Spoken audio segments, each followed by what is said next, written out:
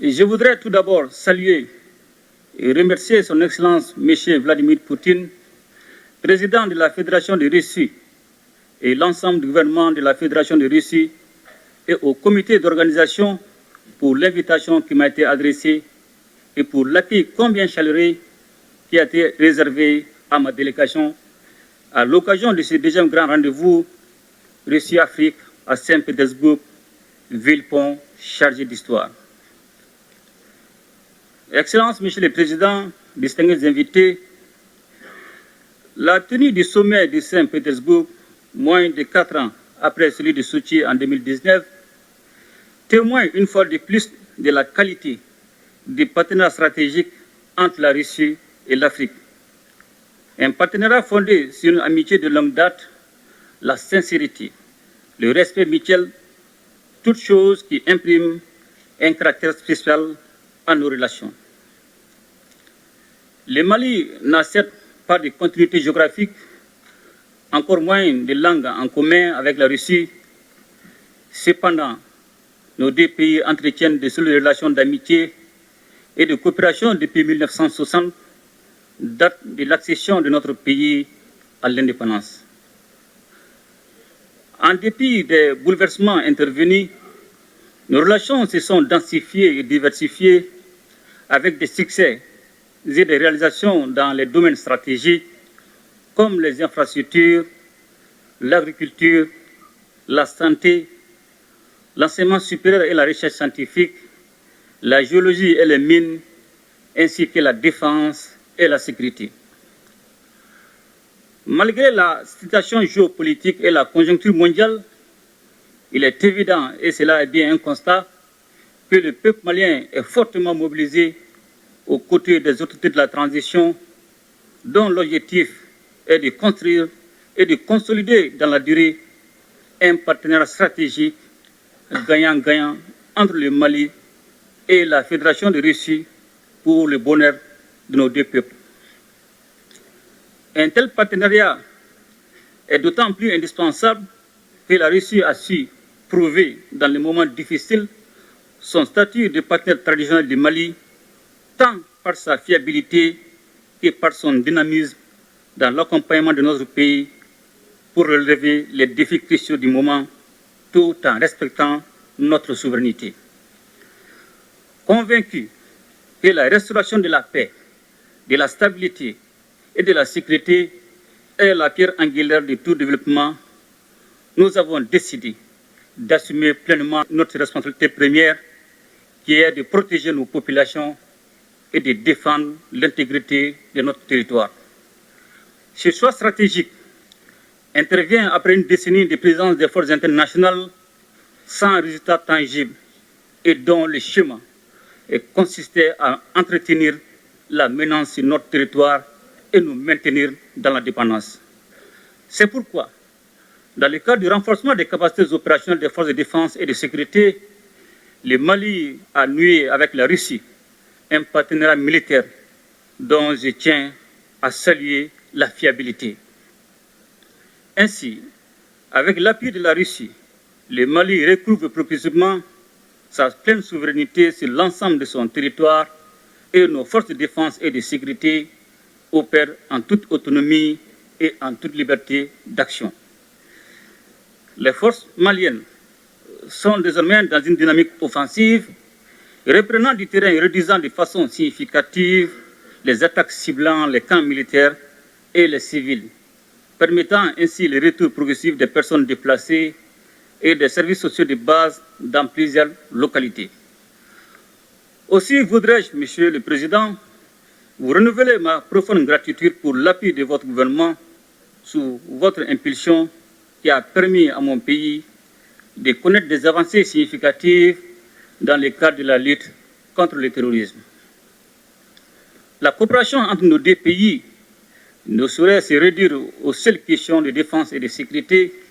Elle embrasse également les domaines du renforcement des capacités en ressources humaines par l'augmentation des bourses d'études dans tous les secteurs stratégiques, ainsi qu'aux relations économiques et commerciales. Ainsi, les partenariats entre les secteurs privés de nos deux pays connaît aujourd'hui une nouvelle dynamique. Les forums économiques et humanitaires en marge du présent sommet est une opportunité pour accroître les relations économiques au plan bilatéral. Monsieur le Président, Mesdames et Messieurs, profondément enracinés dans nos traditions sociales communes à de nombreux pays africains, les Maliens sont fiers de cette appartenance au continent africain, riche de sa diversité et baigné de traditions séculaires, d'égalité, d'équité, du respect de chaque société et des droits humains fondamentaux. Ce sont des valeurs, des principes et des expériences historiques de justice que nous partageons avec la Russie et qui font que notre partenariat est si spécial. Aujourd'hui, plus que jamais, les destins des peuples africains et russes sont liés. Cette interdépendance exige une réponse collective et appropriée aux défis auxquels nous devons ensemble faire face.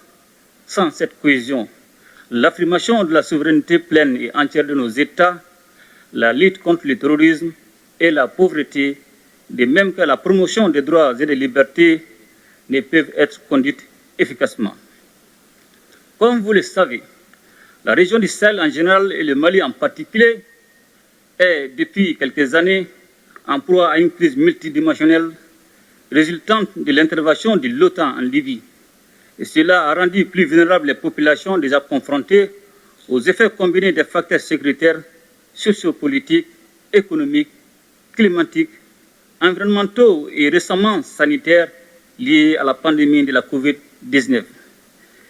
Je voudrais également saisir cette occasion pour remercier tous nos amis et partenaires qui continuent d'exprimer leur solidarité et leur soutien au pays du Sahel en vue de renforcer la résilience de nos populations face à l'insécurité alimentaire et nutritionnelle cyclique.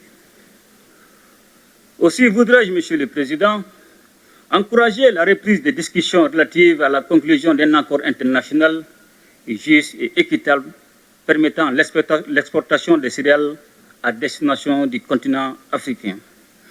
S'agissant du différend qui oppose la Russie à l'Ukraine, le Mali invite les médiations internationales à plus d'ouverture et de pragmatisme en vue de poursuivre et renforcer les efforts pour un règlement pacifique de la crise.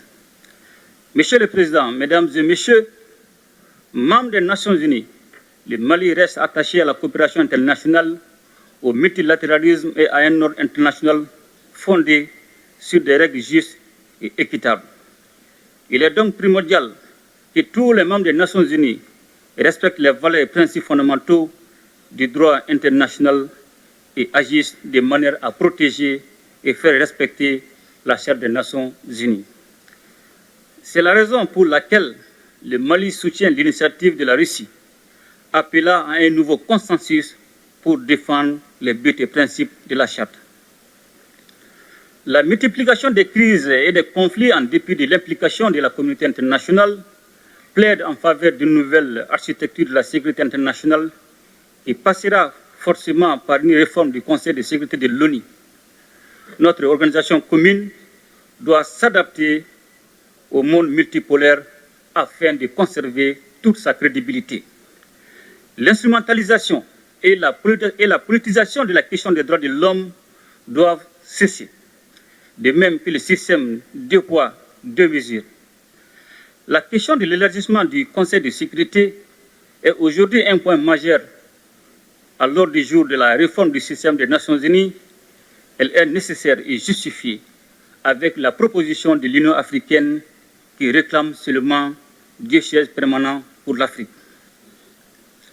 Le sommet de Saint-Pétersbourg nous donne l'opportunité de tracer ensemble les contours d'un espace commun de prospérité, de stabilité et de sécurité. Il reste entendu que ce cadre rénové sera élaboré sur la base des principes de respect mutuel, des relations d'égal à égal et des intérêts partagés au bénéfice de nos populations. Monsieur le Président, Mesdames et Messieurs, la situation économique mondiale est inquiétante. En effet, selon les prévisions, l'économie mondiale serait au bord de la récession en 2023. Cependant, nous avons des motifs d'espérance et demeurons particulièrement attentifs à une autre alternative qui se caractérise par l'émergence des BRICS. Les pays des BRICS se hissent au premier rang de l'économie mondiale et constituent des réponses fiables pour les continents sans contrepartie hypothéquant le développement de notre continent et l'épanouissement de nos populations.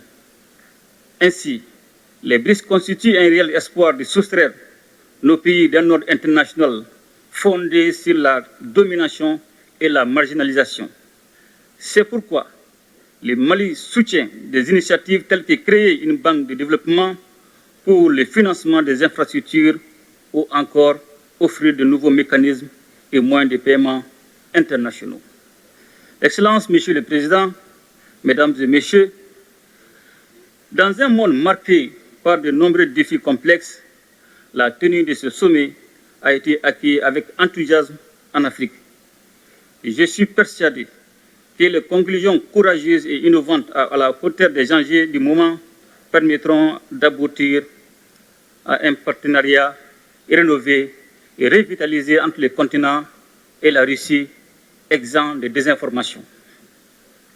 Je ne saurais terminer mon propos sans réaffirmer notre entière disponibilité à poursuivre et renforcer ces relations avec l'ensemble des partenaires sur la base du respect des 3 principes qui guident l'action publique en République du Mali, à savoir le respect de la souveraineté du Mali, le respect des choix stratégiques et des choix des partenaires opérés par le Mali, la défense des intérêts vitaux du peuple malien dans les décisions prises.